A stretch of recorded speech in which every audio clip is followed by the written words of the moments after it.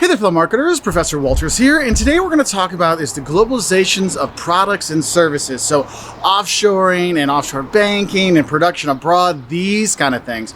Because when we look at globalization, one of the biggest things that's actually coming about is how we've kind of globalized how we make our products, how we sell our products and stuff like that. And so if we look at offshoring, it really is the globalization of products. So firms may procure goods or parts of their products from all around the world. I mean, think about it. If you have a pizza made with real mozzarella cheese from Italy, well, that's global production. They start getting some of their inputs from abroad. And we do that to take advantage of some of these national differences because you know what? Italy does make some pretty dang good, mozzarella cheese for your pizza. But also we might look at it in terms of how we make our products. We might see countries that have, cheaper labor forces, like in China and Indonesia, where a lot of clothing is made and stuff like that. Or we might go to some place where there's more skilled labor we might need. Like if we're a big engineering firm or research firm, we probably want to be in the US or we want to be in Germany or Japan, someplace like that.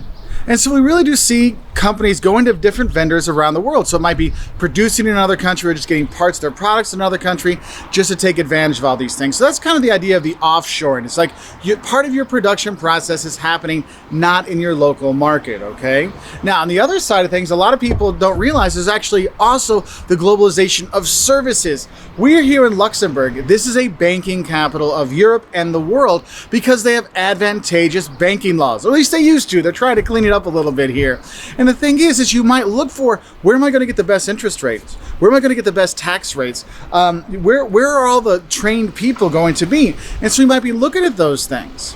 So you might see there's offshore banking where people will go to. You notice if you're trying to get investments into your business for a startup, they don't stay in Lisbon. They go to San Francisco. That's where you go, where their startup culture is and where the money is. And so you're seeing how Portuguese startups and Chinese startups and Indonesian startups, they end up going to San Francisco because that's where the money is. And that's what this globalization of services really comes about. We're finding better rates. We're finding better taxes. We're finding where the money is, where the people are. Because if you think about it, movies, they're a service, right? So if you want to be in the movie industry, you got to be at Hollywood and stuff like that. And the thing is, you can actually see companies that are taking advantage of this globalization of services, these different rates. If you look up your favorite tax company and their European headquarters, they might be in Ireland because there's a better tax rate and tax advantages to be there. Banks, they like to be in Luxembourg and Switzerland because the rules are a little different. So they might set their banking up in Luxembourg or Switzerland or the Cayman Islands and stuff like that. So there's all kinds of different things you might be looking at. And the thing is offshoring and the globalization out there is not just about production. Yes, the clothes are getting made in China and the cars might be making in different parts, or you're getting different parts of your products from different places, but it's not just the production side of things. There is also the globalization of those services. Anyway, I hope this helps you better understand globalization of products and globalization of services so you have a better idea of how things are working and how it does happen, because it really comes down to companies finding the most advantageous spots for them to either produce or do their business or create their services.